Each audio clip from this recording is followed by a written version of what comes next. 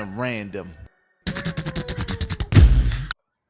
What up, y'all? Welcome to another edition of That Time in Hip Hop, a podcast about the history, nostalgia, but more importantly, the preservation of hip hop music and culture. I am your host, Vegas of Hip Hop Now podcast. With me, as always, the homie Tony of IntoTheDome.com. What's good, brother?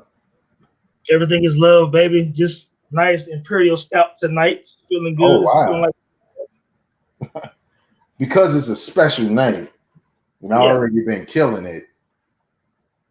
Well, there it is. White Henny does not sponsor this podcast, but they do sponsor me at this point.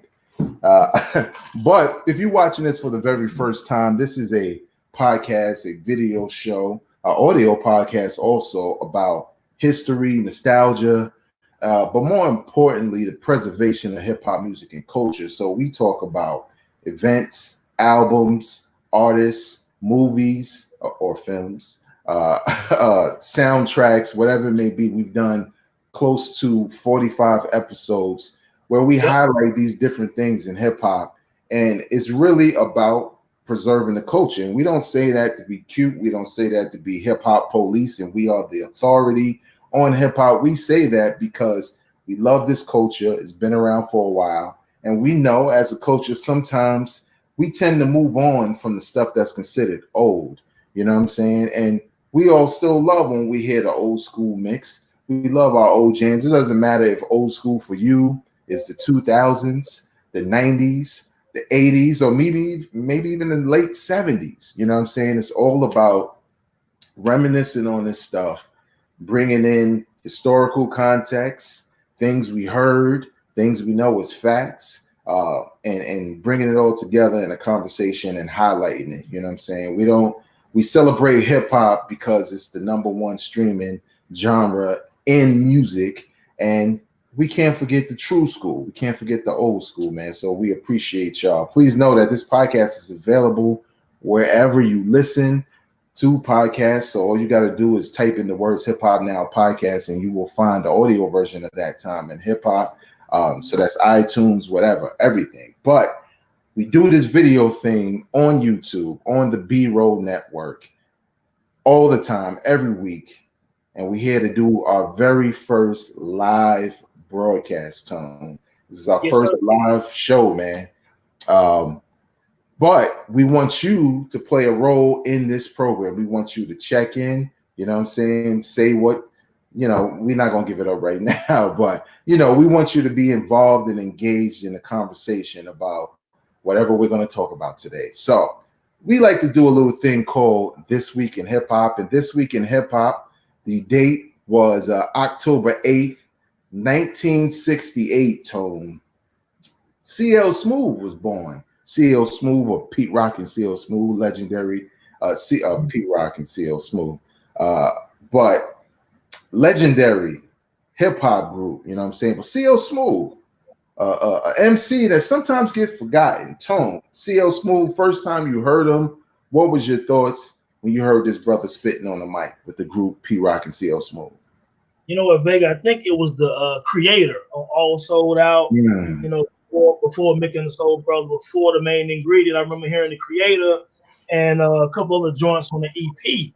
I always thought he had a smooth voice. You know what I'm saying? He had the flow, he had the persona, he had the look. You know what I'm saying? And I remember first time seeing CL Smooth, and I was like, yo, I think he's gonna be, you know what I'm saying, like large in hip hop. You know what I'm saying? I expected him to go into different eras of hip hop, you know what I'm saying, with his style and with Pete Rock on the beats.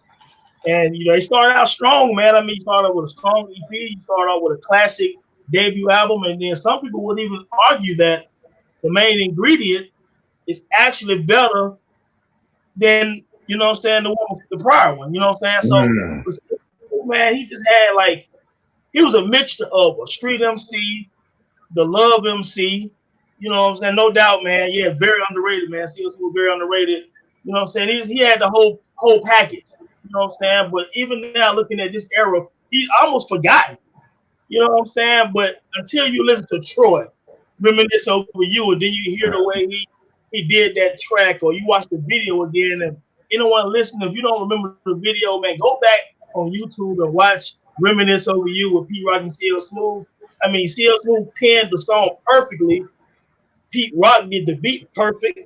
You know what I'm saying? It's a staple in hip hop. Some people would say that Troy is the greatest hip hop song of all time. You know what I'm saying? Mm. Sean, I see you. You know, and some would say that. Some would argue that, and CL Smooth is the MC of arguably the greatest hip hop song of all time, man. So it's just kind of unfortunate that this man is still looked at as underrated or underappreciated. But yeah, man, CL Smooth definitely had the full package, man. You know what I'm saying? So what did you think the first time you heard CL Smooth? Yeah, the first time I heard CL Smooth, um, I think Mecca and the, no, it wasn't Mecca and the Soul Brother. It was, yeah. I think that's the first time because I didn't know at first. Like, you know, when I saw the creator, I saw Pete Rock rhyming. Yeah. And I thought CL Smooth was the DJ, you know what I'm saying? Because he was in the background like mixing. I was like, oh, okay, you know, this new group. But I think the first time it really hit me with him and his music and his rhyme style was Troy, because like, you know, I always thought he was dope like when they were out, but it really wasn't pulling me in. But man, I just gained a whole nother level of respect for him when I heard Troy. For those who don't know, Troy is They Reminisce Over You. You know, a dedication song also to Trouble T. Roy, Heavy D's dancer who tragically passed away back then. And I just remember, like, even that song, when you think about that song, man, you learn so much about CL Smooth and his family. You know what I'm saying? Based off of his lyrics and how he put it together. And I think what was really dope about him, he was really relatable in his delivery. His calm delivery was like calming or whatever. For him, like a lot of hip hop fans, you know, just be like, yo, his verses was dope. But there are other qualities to him as an MC and as a performer that, you know, attract you to him that may not be on the surface. And it, you know, him having that smooth flow and wordplay was one of those things, like, you know, hearing Straighten Out and stuff like that. And yeah, man, one of the best MCs to ever come to the game. Yeah, you know, he had a conversational flow, so he was easily relatable. You know what I'm saying? He never sounded forced on the mic. It always sounded like it was very, like his name, Smooth, CL Smooth. It was always, it was never too rah-rah. He never got too excited, but he got his point across. And he was also more versatile because you would see, like you said, Troy, then Straighten It Out. Then he would do something like Lots of Lovin'.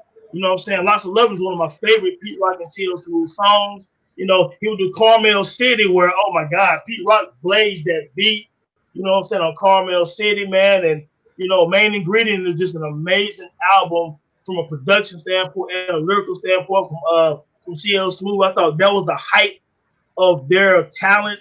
And unfortunately, that was kind of it. In like 94, after Main Ingredient, you didn't hear any more CL Smooth for years. And then you ended up hearing, no doubt, No Gimmick to a Style. Absolutely. You know what I'm saying? You got what you got, a true essence of hip hop, a true essence of MC. CL Smooth was that, man. I'm glad we're able to celebrate him right now because a lot of people kind of lost in the storm a little bit, man. You know what I'm saying? And it's unfortunate, but man, go back. Also, me being a big Pat Benatar fan, Pete Rock, man, probably 10 years ago or whatever, did Love Is a Battlefield and ended up being on CL Smooth's album. You know what I'm saying? So you can go back now and listen to CL Smooth, Love Is a Battlefield, that Pat Benatar sample, and he still sounded just as good as ever, just as smooth as ever. He really never sounded whack on the mic. You know what I'm saying? Some MCs, no matter how dope they are, every night you be like, dude kind of slipped in the song a little bit. You know what I'm saying? But CL Smooth, if you listen to All Sold Out, Making the Soul Brother, and The Main Ingredient, you really don't hear a bad verse. You don't hear where he kind of sounded kind of out of place in the song. You know, him and Pete Rock always meshed perfectly together. And yeah, man, just big up to CL Smooth, man. I'm a big fan. Always been a fan. And I would actually love, if there was a lot of rumors about Pete Rock and CL Smooth doing another album. They toured together again, and it just never manifested. And I don't know what the case may be. There's a lot of rumors and things of that nature. But man, big up to Pete Rock, man, and CL Smooth especially. I just hope to hear maybe something else from them again. Maybe an unreleased song the way Premier did that Gangstar song with J. Cole. Maybe Pete Rock showcase some old joints that we never heard before. Yeah, maybe, man. Hopefully. But yeah, man, happy birthday. Shout out to C.O. Smooth, October 8th, 1968. Give that man his flowers while he's still here. You know what I'm saying? Because a lot of times, you know, we forget about these MCs and then they pass away and we talk about how dope a record was or how they affected them and how great it is. Tell that man now. You know, I don't know if he's on social media. At least I don't remember. But somebody tag him. Yeah, tag him. Somebody know. But let's get into the meat of the show. The reason why we're here again, this is a live version of That Time in Hip Hop, which means you get to participate in the conversation. So definitely go in that chat room, make your joints heard. You know, obviously, if you've been watching, I've been posting some of those comments here and there. Please keep it clean because you don't see me fight with anybody on social media. There's a reason for that. You will be gone. So let's just keep it hip hop. You know what I'm saying? Let's keep it in the context of what we're talking about. But we got a dope show for y'all that everybody can relate to. You know what I'm saying? And we're gonna talk about it. So Tone, tell the people what we here to talk about, man. Yeah, man, I'm excited, man. Veg, you know what? Since this is the first live show, we want to go back to the basics.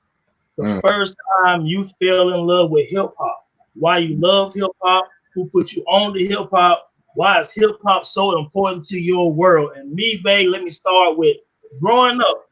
I've said on a podcast before, I was lucky. I have an older brother that's 7 years older than I am, and he was a hip hop head.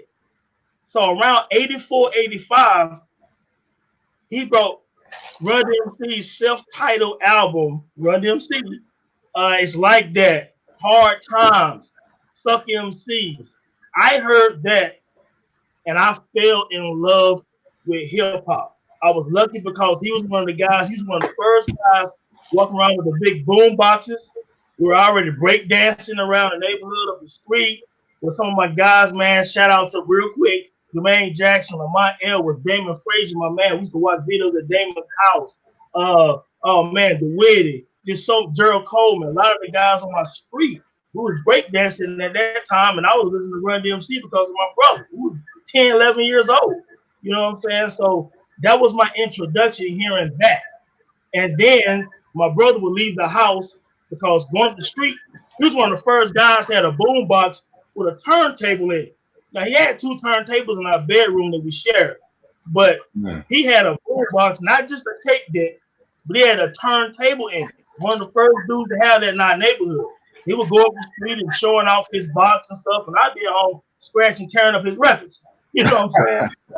As a youngster, you know what I'm saying? And I remember seeing on the wall all the different records on the wall. He would have all the records on the wall, and I remember finally hearing Grandmaster Flash and Melly Mel, The Message. I remember Africa Bambaataa. I remember the Treacherous 3. You know, it's Body Rock and all of this stuff like that. I was very young, but I was following behind my older brother. You know what I'm saying? So I'm 10, 11 at the time. He's 17. You know what I'm saying? So I was fortunate enough to be able to go in the room that we shared, playing. I'm acting like I'm playing with toys, but I'm playing with his records.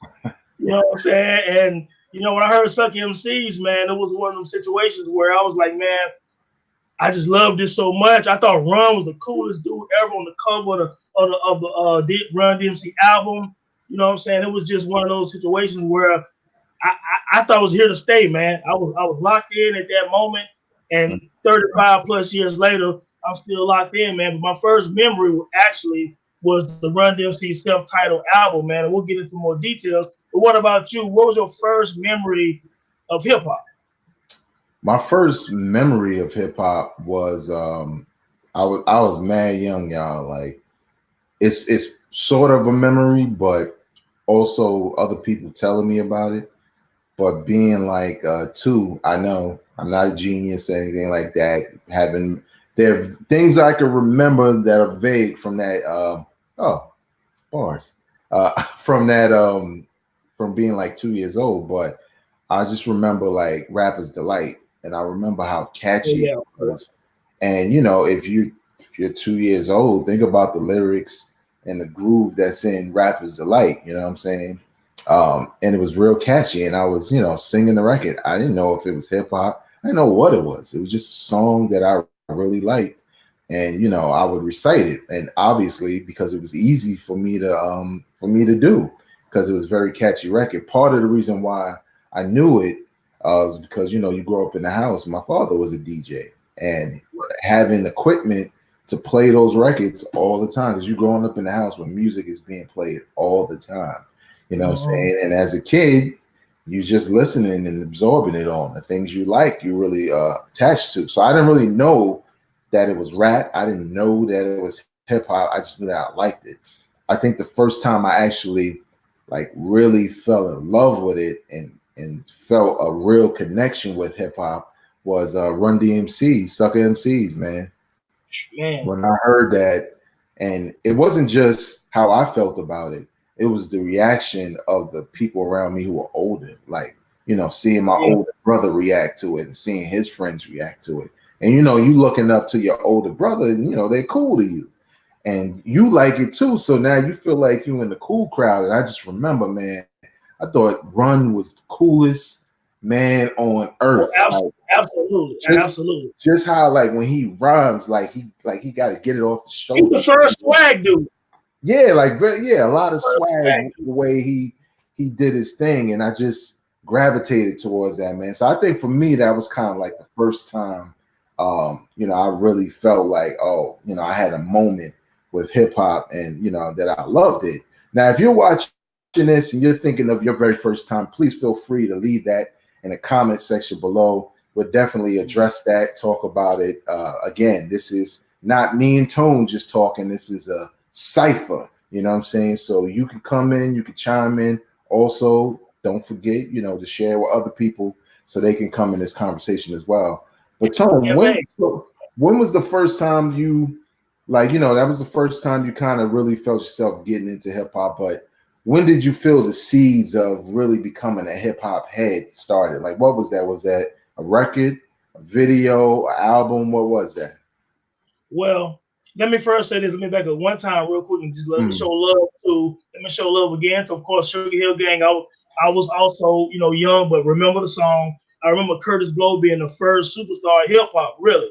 You know, because some people thought Rapper's Delight and Sugar Hill Gang kind of was a gimmick. Because, I mean, of course, looking back now, you know, they were stealing rhymes and stealing Grandmaster Cash rhymes and all this stuff. But anyway, it was a cool song, but Curtis Blow was the first superstar with If I Rule the World, Basketball, The Breaks. I do remember those tracks also. It just so happens that Run DMC was when I fell in love with it. Now, when I thought I was kind of becoming a hip-hop head, was kind of and really engulfed in the culture, was around that time when, so in a 2-year span, Run DMC released their album, LL Cool J dropped Radio, but also Beat Street, Breaking, and Crush Groove came out.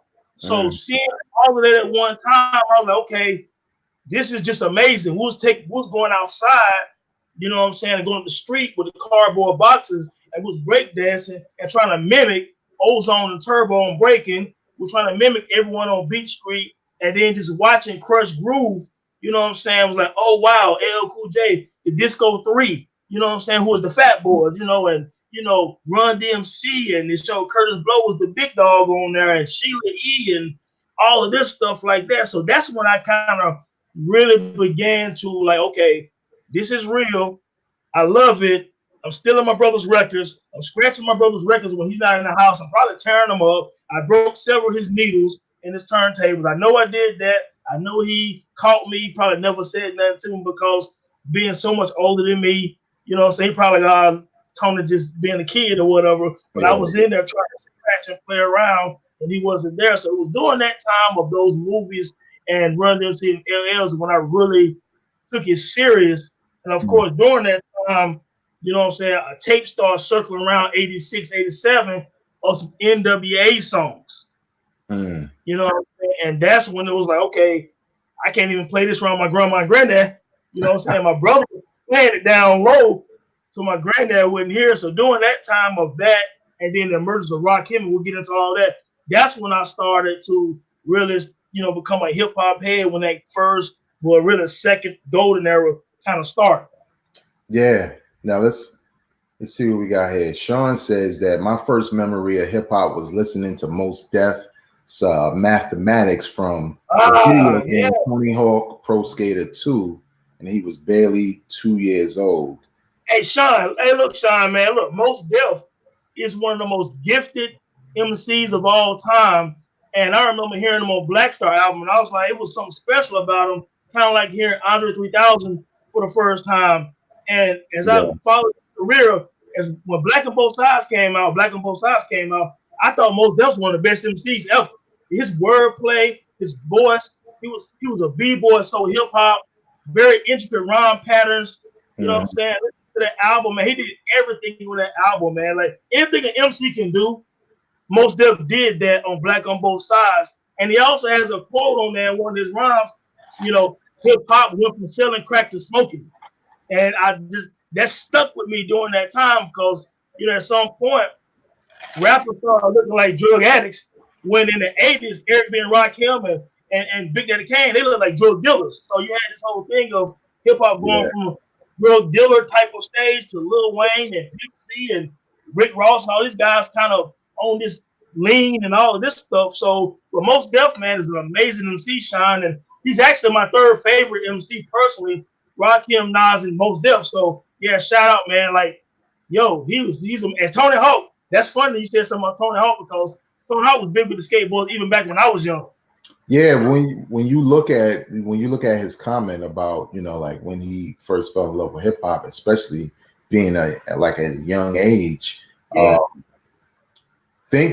think people who need to put this in context, right? You know what I'm saying? Obviously, we're all different ages, but a video game introduced him to hip hop, and that showed you like around that time where hip hop had gone because. When I first heard Rapper's Delight, that was like what wasn't happening on the streets of New York necessarily, but that was like one of the first big hip hop records.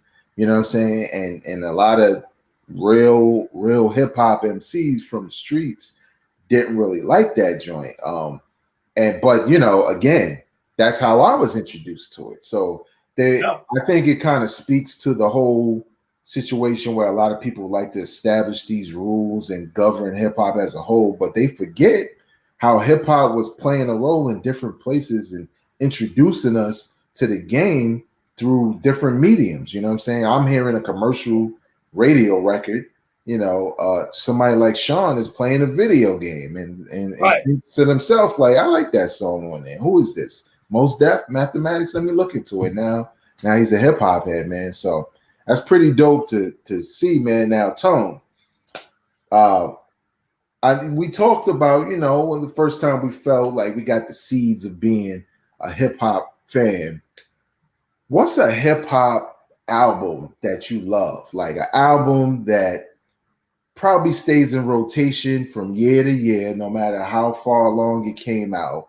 An album that instantly, as soon as you hit play, it takes you back to that moment when you first fell in love. I mean, the shit make you smile when you hit play on it. What's an album that you can say, and I know it's hard to like pick, but one album that you can say, yo, I love this album. Well, Run DMC's self-titled album is the one I go back to because the first album I love. You know what I mean? So like I said, again, Hard Times, it's like that. 30 Days. You know what I'm saying? Like, I still go back and reference that album pretty often. You know what I'm saying? So that's the first one, that I fell in love with. Now, to move forward, I would go back to EPMD's debut album, Strictly Business, as that second wave, and then I would go to Tribe Called Quest, The Midnight Marauder. So those are the three that I referenced first that made me, continue to love hip hop. You know what I'm saying? So, yeah, it would be that Run DMC first, though, that it never gets old. I know every word to it. Like I said, I was scratching my brother's record because when that came out, there were no tapes yet, really. It was records. You know what I'm saying? So I was scratching the record of Run DMC's self-titled album. So that's the one I would reference first. And I'll be remiss if I didn't reference also Eric B. and Rakim's Paid in Full. That's still the pre-Illmatic, for me. So it will probably be those 4 or 5 right there, man, that I recall listening to the most, and still to this day are like pinpointed as those go-to albums. But what's the one album like that? Not that you have to choose, because I hate the one guy that goes and all that. I participate, but I really hate them. But if you had one where you was like, okay, I can only listen to one, which one am I going for? Which one I love the most? It would probably be a Tribe Called Quest, the Midnight Marauders. Mm. Now, what makes you love that one in particular over the others that you named that you also love? Midnight Marauders high school. I was a certified hip hop junkie at that time. Anyone who went to high school with me who could be watching right now will tell you if they came to my house, I was probably in the back with a tape with something in it recording, and I had the Midnight Marauders and I was playing that all the time. I probably know every word of Midnight Marauders. Q-Tip was at the apex of his producing and with his rhyming, as you will see on the track Midnight on Midnight Marauders. Electric Relaxation, Award Tour. Lyrics to Go is one of my top 2 or 3 favorite hip hop songs of all time. Lyrics to Go by Tribe Called Quest. It was just like, it's a perfect rap album. I probably listen to that album more than any other album, probably thinking about it now, period. So I would go with the Midnight Marauders, man. But for you, what album made you fall in love with hip hop? Or what's your favorite album or your go-to album for your end? Well, the one album I say I love, and obviously just like you, it's difficult to put it above others that I probably listen to just as much. But if I had to choose one to say I love, y'all already know the answer. It's Ice Cube's Death Certificate, man. Yeah. That album is in my DNA. It's how I respond to people at work. It's how I respond to people on the street. It informed my rhyme style, informed my confidence, and it informed my pro-blackness. A lot about it, because I was always a fan of Ice Cube before that, even when he was in NWA. But I think that was the first album I ever bought was Poor Righteous Teacher's sophomore album, Pure Poverty, right? That was the first album. Like, I had some money. I wanted to go buy some hip hop. Like, getting allowance, whatever, I'm going to go buy some hip hop. But then when, I had some more money and it's like, oh, it's time to spend that on some hip hop. This was the first time I bought an album that I really, from somebody I really love. Like, I respected Poor Righteous Teachers, but Ice Cube came out with a new album and I really love Ice Cube. So now I get to buy my favorite artist at the time. And I remember when I put that joint in, it's just everything about it blew my mind, from, having a light side and a dark side, because I had the cassette. So if you had the cassette, it wasn't an A side and a B side, it was the light side and the dark side. And that was 91, right? Yeah, like 91. Yeah. And I remember like looking at the cover, and I thought the cover was dope. It's a gangster, pro-black, conscious, everything type album, and I felt like Ice Cube was like informing me on everything, from the hood to the Nation of Islam to pro-black, to get myself together, and then the cherry on top. What's that?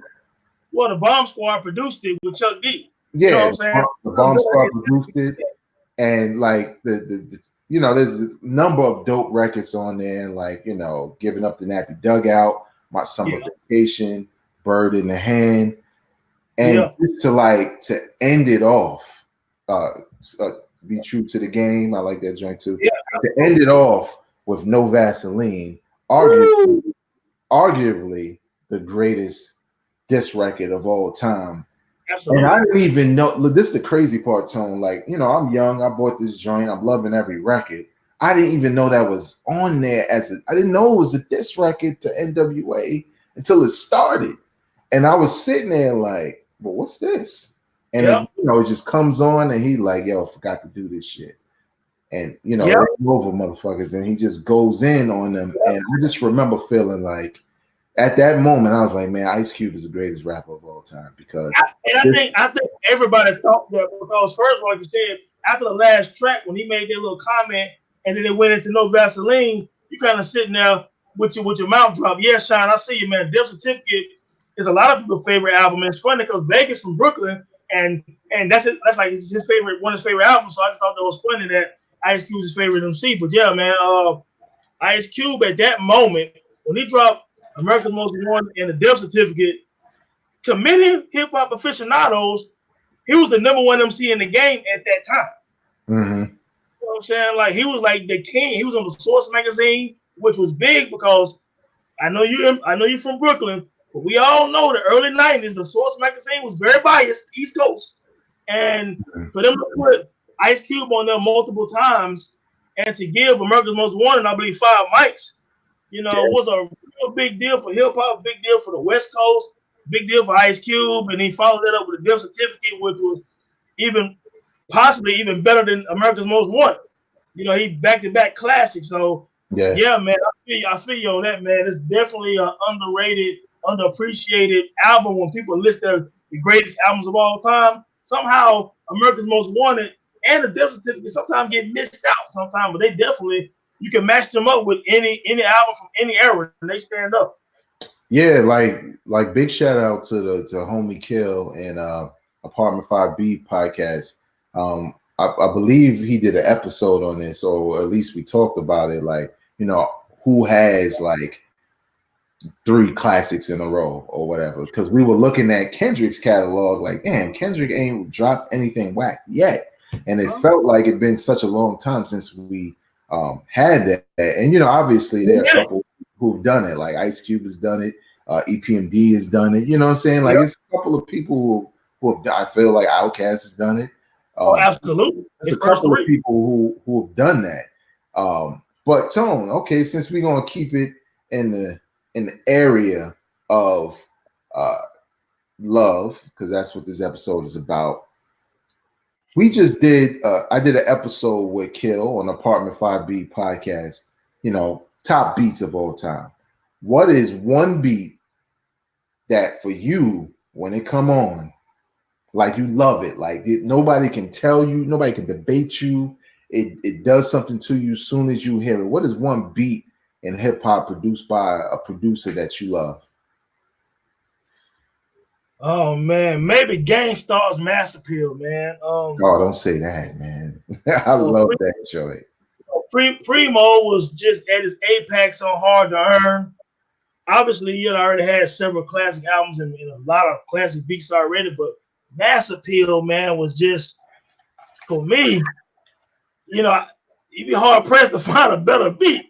Harder beat, man. It was pretty much flawless. Mass Appeal was flawless, man. And on that same album, I was going neck and neck with Mass Appeal and Cold to the Streets. You know what I'm saying? Mm-hmm. Like I used to battle back and forth which one I like the most, but just for the sake of the show tonight, I'll go with Mass Appeal, man. Nothing else need to be said about the beat. I think if you ask most hip hop heads what they think about Mass Appeal, I think most people will say it's a very dope beat. You know what I'm saying? It's going to be a lot of top 5, top 10, top 15, but I don't think you'd be hard pressed to find someone to say Mass Appeal wasn't dope. But what about you? Yeah, well, actually, on Kill's show, that was definitely one of my top 5.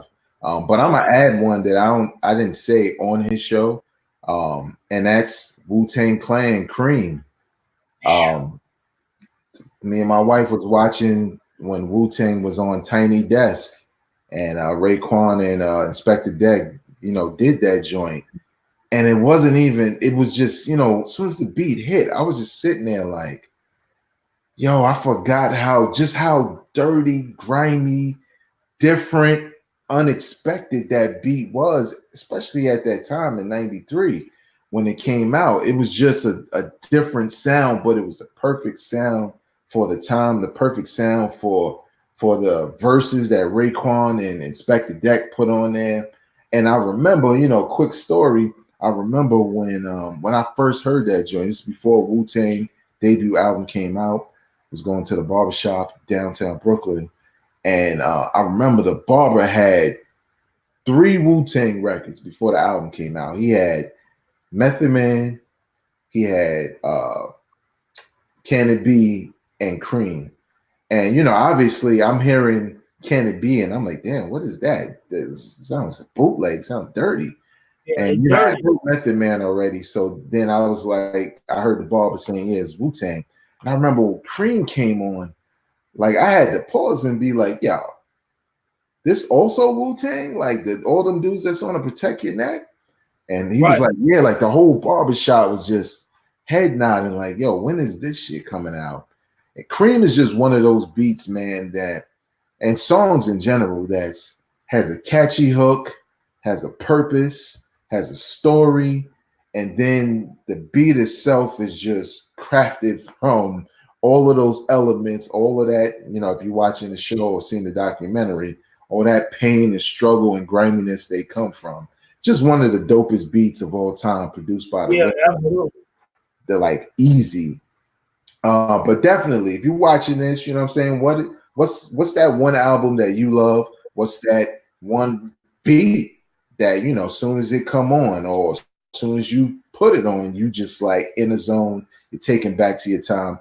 Leave your comments in the comment section below. Definitely, we'd love to know what you think also. But all right, Tone, so we done talked about that now. Let's talk about a time in hip hop, since we on love, a time in hip hop where hip hop decided that they were going to start rapping about being in love, being in relationships. Not necessarily the B girls, because you can say, yeah, they're the B girls, but maybe, to reach out to that other crowd. And obviously I'm talking about records like LL Cool J's I Need Love and Houdini's One Love and records of that nature. So Tone, let's talk about this for a sec, man. When hip hop started to get in a loving mood, and on record at least, what are your thoughts on that? And give us some history behind that. Well, what's funny is all genres of music talked about love. You know what I'm saying? Whether it was, even rock and roll songs, of course, soul in the Motown era, and and things like that, and even some country joints was about love. You know what I'm saying? But hip hop started, obviously in the park with Kirk and Hollywood and everyone, and Grandmaster Flash, and so it started kind of fun and party type joints. Then it got serious with The Message with Melle Mel and White Lines with Melle Mel, and you had those type of joints like that. So nobody could anticipate saying some love joints, because Spoonie G had that love rap joint back in like 79, 80, but it was more underground and New York East Coast, so it didn't hit like LL I Need Loves and all of that stuff. But when Houdini did the One Love joint in 86, people took notice, like, okay, they rapping about a girl, like girls, and they rapping about relationships. It was different, you know what I'm saying? But it was a hit, but it was still kind of slept on. When LL Cool J a year later did I Need Love, he had the whole persona, the look, the whole thing like that. Now we took it serious because women were filling up the stadiums to see LL Cool J do that song. You know what I'm saying? Like, he bringing them on stage and he's romancing them with that song. It's like hip hop is going there. So LL caught some flack for that for a moment. You know what I'm saying? Some people they would call it now hating on LL because all the women liked him. He had that song right before the women. You know what I'm saying? But he actually wasn't a sellout, because understand, one of his first rhymes and lines that people know about is LL Cool J is hard as hell. You know what I'm saying? So LL wasn't no sucker. So he was rhyming for the streets, but he also found his lane. Also, like, you know what, chicks, like, they dig me too. So let me do some joints for the fellas, and let me do some joints for the females. And it blended perfect with I Need Love, and he kept doing that throughout his career with, all the joints like the Hey Lover and the Doing It and Paradise, and all of these things that spanned for 30 years for LL Cool J was perfect.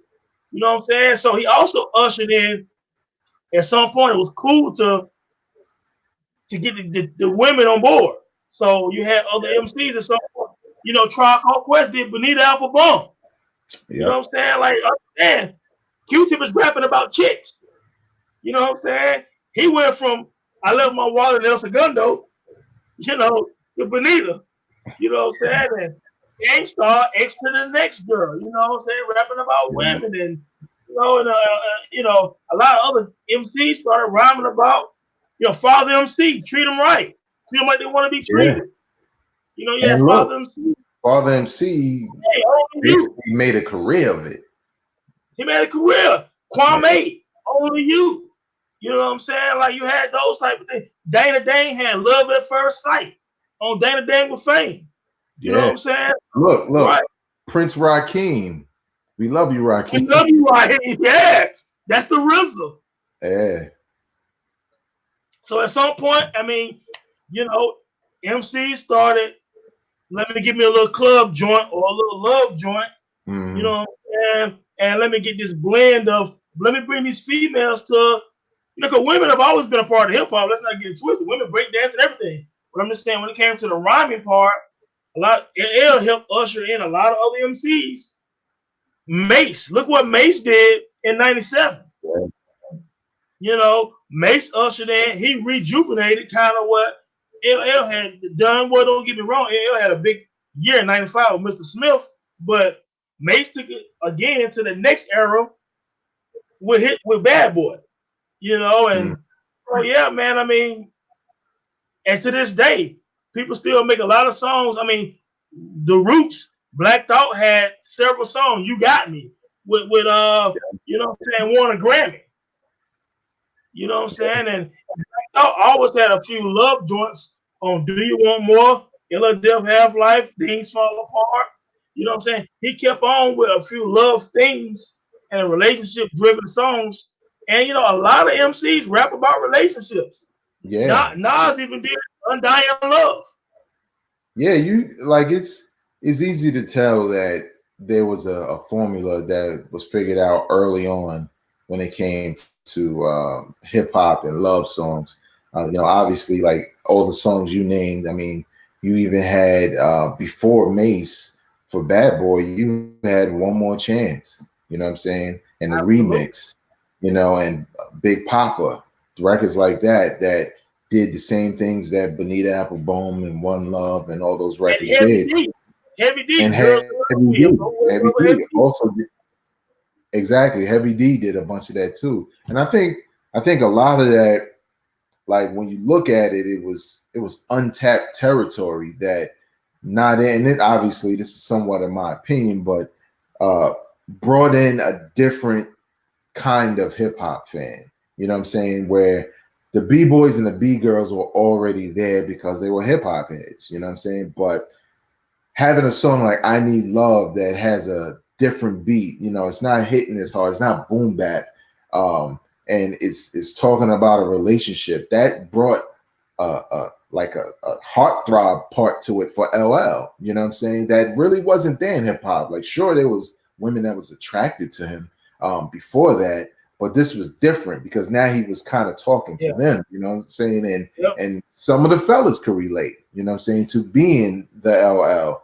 But Tone, even back then, almost up until now, maybe a little bit before now, maybe it's a little bit more accepted.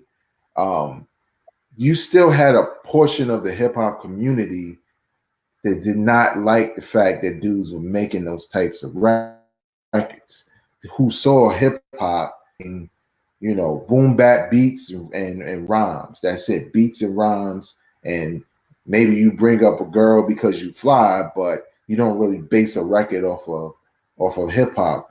Now, what do you think? First of all, do you think that was warranted for hip hop fans to feel like that, given the fact that we can name almost every hip hop legend, including Rakim, who made records that were based off of relationships? Do you think it was warranted for some hip hop fans to shun that side, not that side, but that content as far as hip hop goes? And do you think it's still, that stigma still exists today? Now, it wasn't warranted, but you got to understand also, when this started manifesting in the 80s, a lot of fans, especially hardcore street dudes, wasn't ready for that yet. Because, just like anything else, we kept it in a box. So you kept hip hop in this little box. We were partying, yes, y'all, or now all of a sudden this F the Police with the NWA or Rakim Follow the Leader, or whatever. It's nothing like kind of soft and sensual. So when LL was doing that, it's like, wait a minute, dog, we don't rap like that. That's some sucker stuff, you know. So I just think it was just keeping it in a box and not being open to, you know what I'm saying, expanding the genre. You know what I'm saying? And then once it set in, a lot of guys started seeing the response LL was getting. He's like, well, I need to follow suit because it's working. I'm pulling up. These women digging this. They coming to my concerts. They coming to see me. You know, they coming on tour. You know, they whatever else they doing, it's working for me. And thanks to Uncle L for that. Yeah. So I think after a while, you know, they got used to. I think Q-Tip did a great job with the Bonita. He said a Bonita video. It's like he talking about the shape of the woman, the sexiness of the woman, but he did it in a smooth b-boy type of way. So I think he brought it back down to the what people would think was the essence of hip hop instead of like selling out. You know what I'm saying? So I think that kind of helped me and a lot of other artists doing it and not being ridiculed for it. You know what I'm saying? And as far as like now, I think it's perfectly fine now. I mean, I think we're going through different eras of hip hop where either it was criticized, it was praised, it was this, it was that. But now, if you make a joke for a woman now, you know, it's perfectly fine. I mean, 50 Cent made, you know, joint for that on Get Rich or Die Trying. Yeah, 21 questions. And it was like considered a cool joint from a street dude.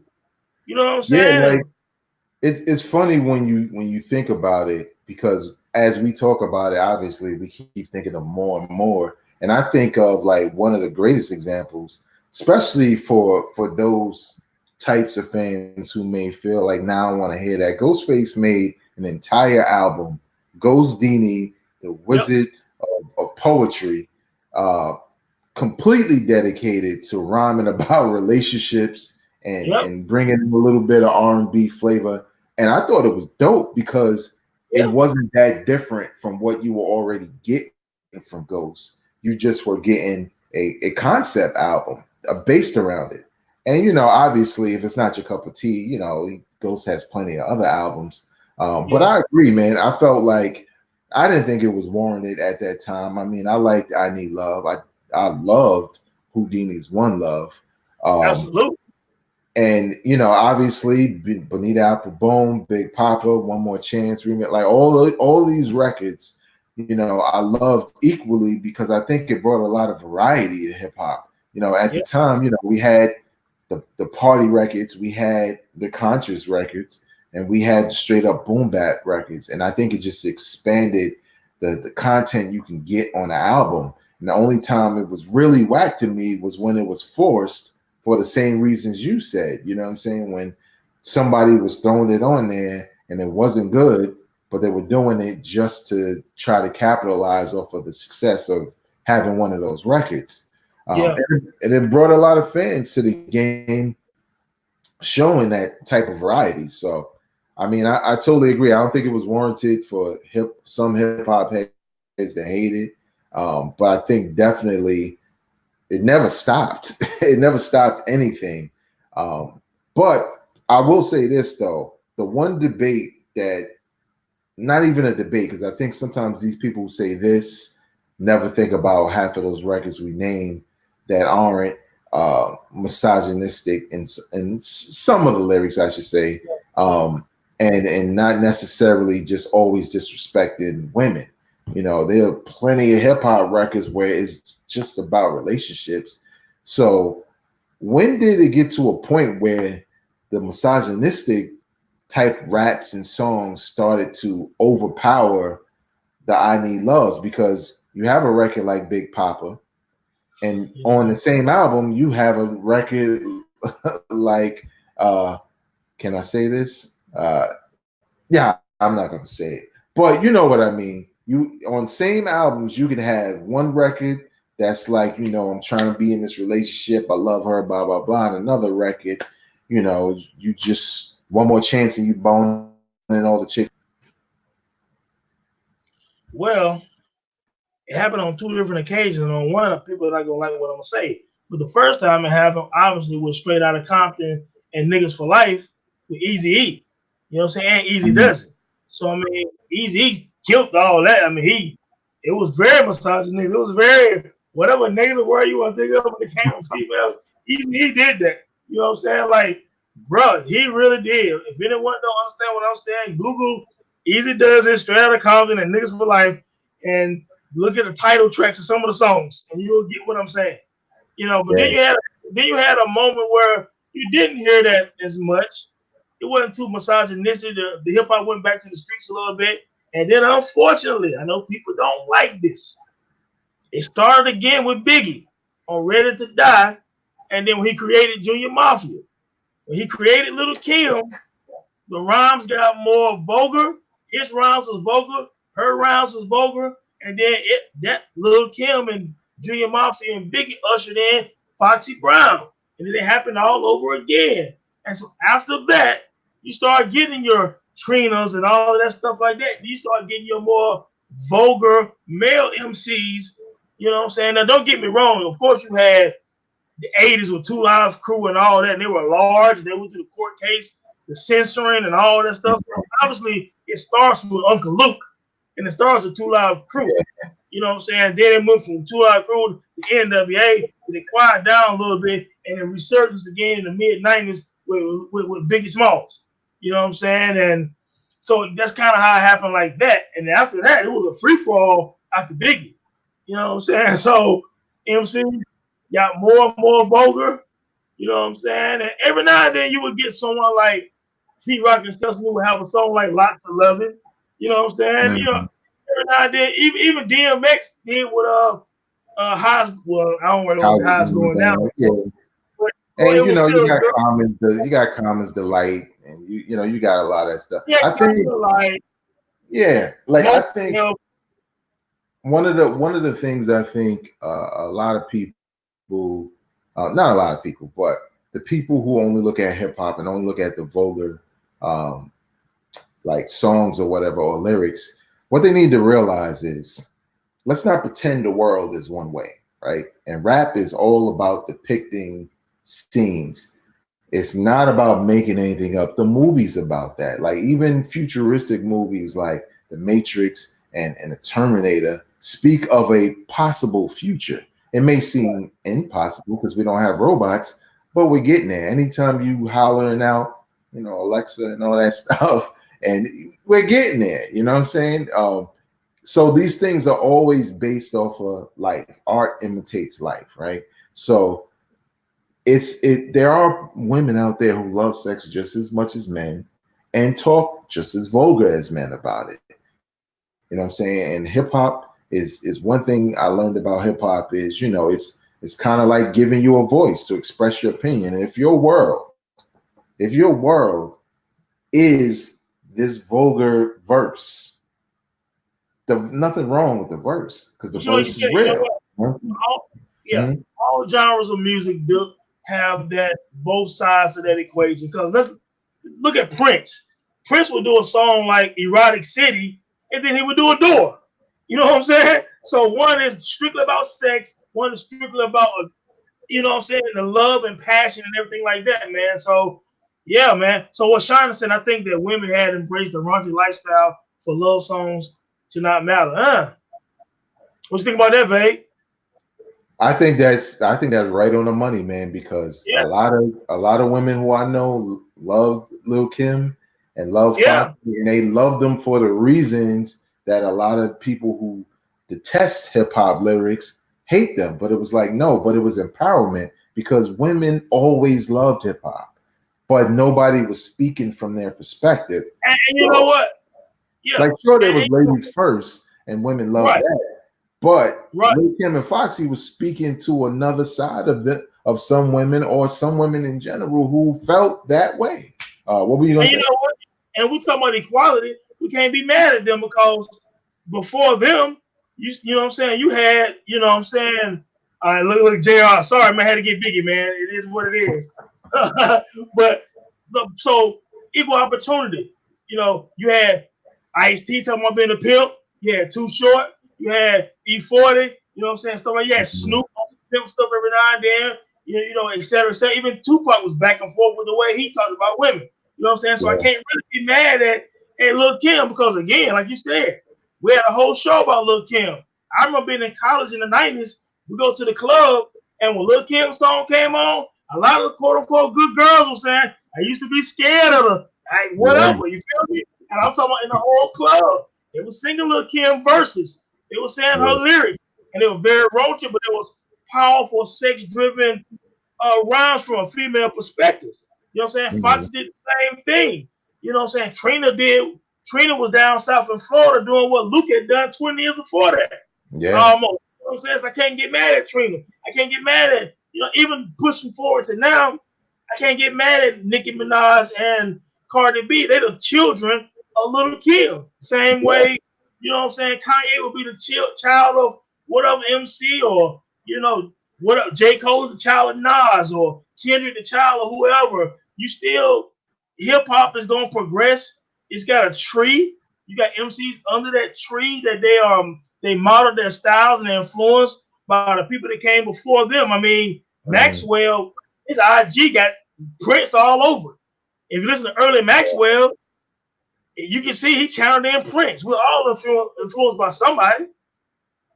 Yeah, and look, also for people, we did a whole episode on Lil Kim and Foxy Brown and their impact, and we definitely talked about some of this stuff.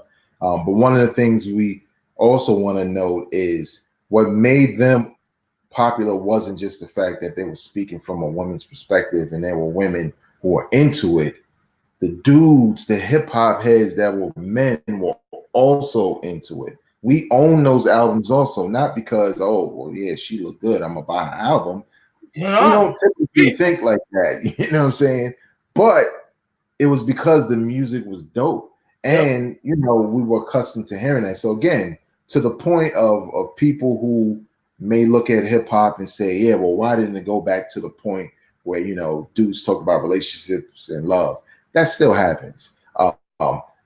Not all hip hop is about negative stuff. Sure, there are a couple examples today that you can point to where they really don't have anything else to say, and they are just cursing, and they are just being vulgar for vulgar's sake. But you can't really, I guess, talk about the whole culture, about indict the entire culture as a result of a couple of records when you need to understand the complete culture. Now, Tone, keeping it in line with the whole love thing, we did a beat, we did an album, and if you're watching, what's a beat that you love? What's an album that you love? Hold up, I think we had somebody mention a beat they love. I had the comment here somewhere. Yeah, here we go. Sean said, "Bring It On" is one of my favorite ever. Bruh, Bring It On. Bring It On was one of the best tracks on Reasonable Doubt. Bring It On was Primo destroyed Bring It On. Probably a top 10 Primo beat to me, Sean. And not just the beat, man. The way Jaz-O, Sauce Money, and Jay-Z ripped Bring It On. I mean, they all were like iron sharp as iron. Like they all were battling on that song for the dopest verse. You know what I'm saying? But the beat is so sinister. And if you listen to the instrumental on YouTube, Bring It On is just, again, this is why Primo is a GOAT to me. He has 100 Bring It On. You know what I'm saying? But yeah, Sean, like that's one of my favorite beats on Reasonable Doubt. And I just remember the first time I bought Reasonable Doubt, I listened to it straight through, but when I got to Bring It On, I was like, good God. I mean, I listened to that song 3 or 4 times the first time I heard it. I still listen to it to this day. It's still one of my go-to Jay-Z songs and go-to Primo joints in 2019, man. Yeah, shout out Sean, like, yo, that beat there, woo. Yeah, man, it's dope, man. But again, this episode is all about love. So we're talking about love for hip hop. We're talking about, different records, and we're talking about the first time hip hop fell in love, meaning, making songs about relationships and stuff like that. And also how that kind of shifted a little bit in content and how it still exists in some ways. Like Sean said, somewhat exists in Drake. Even though Drake is like a different category because, like he named everything in a woman's purse. I don't know if that's the same thing, but whatever. But definitely leave your comments in the comment section below. We definitely love to know what you think about all of these topics we talked about. But now we get to the part in the show Well, we like to recommend to you something you should go back and listen to. And Tone, this week, man, I got a 4-day weekend coming up. I was in my bag. Jealous. This week, I recommend to you Big Noyd, Episodes of a Hustler EP out of the year 1996. I got something about that. Go ahead and finish. Big Noyd, saying we first heard him on Mobb Deep's sophomore album, The Infamous, and instantly everybody loved him. You know what I'm saying? From the verses, Hoods feature, you just was waiting for Big Noyd, and you know they've been working on something. Like I love the album cover, him standing in front of the Queensbridge. You know what I'm saying? Housing building. You know, I'm very familiar with those buildings. I could tell instantly. But some of my favorite records on here, it's about 11 songs on here. Obviously, Recognize and Realize Part 1 and 2 featuring Prodigy, All Pro, The Precinct, Interrogation, Usual Suspects, another dope record of a hustler. This is a short listen to record, and it's really, I don't know about today because I haven't checked the streaming services. I know back in the days, there was a minute where it was very difficult to get your hands on this joint because it was like it was out and then it was hard to find. You know what I'm saying? And I don't know if that's the same case now, but I know I do own it. One of my favorite joints of all time, Big Noyd, you know, Episodes of a Hustler out of the year 1996, a very good year. We might do a whole show on that. So stay tuned. But Tone, Big Noyd, Episodes of a Hustler. What's your thoughts on that, and what's your recommendation for this week? You know what? Let me say this, and I hope some of my homies from UNC G&T are watching this show or will watch this show in the next couple of days. I tagged one of my line brothers for the show. I'm not sure if he's watching, but hopefully he'll see it. So it's so ironic, man, that you named Big Noyd Episodes of a Hustler, because in 1996, I'm at the barbershop, and my cousin, Marcus Bishop, shout out to Marcus, calls me and says, yo, dog, well, page me. We have cell phones there. I call him back. I'm with Big Noyd and Infamous Mobb. I'm like, man, all right, dude, what up? We're like, nah, man, these dudes in Winston, we all hanging out. We about to come to Greensboro. All right, cuz, whatever. Oh, I hope they're watching this. They meet us at the barbershop, and Big Noyd comes with me and my man Tariq back to my dorm room. You know what I'm saying? And a few of the Infamous Mobb guys. So I'm sitting there, we drinking, we doing whatever. On my wall, of course, in the 90s, I got posters. So I got the Infamous poster. I got several cats on the poster sitting here drinking with me, and Big Noyd is one of them. So Big Noyd plays some episode of he's with I think he's with Tommy Boy at the time, but he's in North Carolina on the run. You know what I'm saying? So he plays us some episodes of a hustler, and he also plays us some of Nas that was written. He played us Shootouts and like one other song. We're like, oh, Nas is back. You know what I'm saying? And he was so proud of Queens. I'll never forget. He was so proud of Nas. It was written. He just kept talking about, man, Nas, yo, he's back, yo. I'm on the back. That's me in the background on Shootouts. That's me in the studio with Nas. He was just so proud of Nas, man, and stuff like that. And, you know, we kicked it for like 2 or 3 days, man. It was a wild time, man. Shout out to Big Noyd, man. If he ever see this, he'll laugh. He remember when he was at UNCG with us, wilding out in Greensboro, North Carolina, in 96 when he was on the run. You know what I'm saying? So shout out to Big Noyd, man. Funny story, man. But my recommendation this week is none other than the Blastmaster KRS-One 1993 October, I believe, Return of the Boom Bap. Production by KRS, production by Primo, production by Showbiz, and a few other guys. Just a continuation of the reign that KRS was on, from Criminal Minded to By All Means Necessary, Entertainment, you know, all these albums he had. It was just a continuation of that when he did Return to Boom Bap. You know, some of the songs that resonate today in 2019, he had the song Black Cop. You know what I'm saying? Yeah. Like, yo, go back and listen to Black Cop right now and let us know what you think about that track. He had Out of Here, Sound of the Police. Sound of the Police. Come on, man. So KRS One was really talking about a lot of police brutality on Return to Boom Bap, and a lot of consciousness and just black awareness. And it was just crispy and crisp, man. The album probably four mics, 4.5 mics out of 5 to me. You know what I'm saying? It was a dope joint. Man, do you remember listening to Return to Boom Bap, dog? What you think about Return to Boom Bap? I couldn't believe it. Like I couldn't believe like this is what 1993 when this is coming out. And I obviously remember KRS-One with BDP in the 80s.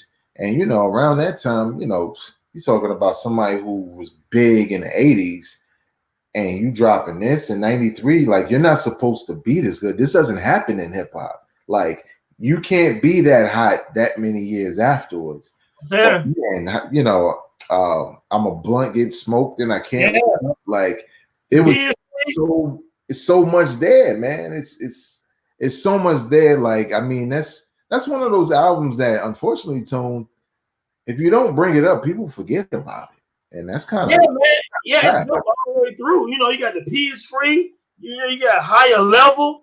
And again, when you think about Sound of the Police, that woo, that Sound of the Police, the Sound of the Beast, you know what I'm saying? Like after the Rodney King beat down, you know what I'm saying? It's like a year after the LA riots, you know what I'm saying? Then he talking about black cops stop shooting black people. We all gotta drop. He talking about killing young people and how black cops at times they want to impress the establishment, so they're extra violent and extra hard on maybe black offenders or black people in general. So you still have all of those different factors in Return to Boom Bap, man. So yeah, man. It's just a beautiful album, man. Very deep, very complex. Now, real quick before we wrap up, I just want to get JR's comment in here. JR says, album I love is The Low End Theory. My favorite beat besides Mass Appeal would be A Million and One Question. Oh, man. Look, man, first let me say this, JR. The Low End Theory damn near changed my life, man. You know what I'm saying? Like, Tribe, my favorite group. It was Run DMC, then it was EPMD, then it was Tribe Called Quest. Tribe was my favorite group. I love People Instinctive Travels. But when I heard The Low End Theory and I heard Excursions, it was a rap. I was like, this is the best intro I ever heard. This is the best rap album I ever heard. You start with Excursions and you end with Scenario. And in the middle of that, you got Check the Rhyme. You got the jazz. You got verses from the abstract. You know what I'm saying? Like Butter, where Phife came into his own on The Low End Theory. Phife a legend because of Low End Theory. Yeah. He didn't hold time on People's Instinctive Travels. Phife became a legend on The Low End Theory. Yeah. Microphone check 1 2. What is this? You know what I'm saying? So it's like, yeah, man. Then A Million and One Questions again. It's Primo again. Primo. I say he the GOAT. I said he had 50 songs like you know what I'm saying, Mass Appeal. JR just mentioned another one. A Million and One Questions was 2 beats in one by Primo that set off Volume 1. You know what I'm saying? Yeah, and Jay-Z, like people like to say, oh, like, take over Jay-Z. Nah, man, A Million and One Questions Jay-Z was like on another level, like next level. Like the way he built that 98 Primo remix. Like, come on, man. Woo. I don't know what the hell y'all been sniffing.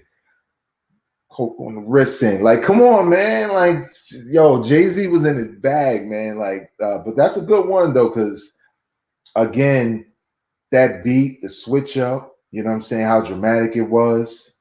Well, they call me Jehovah because it flows religious. Ooh, yeah. Just Murder. Ridiculous, man.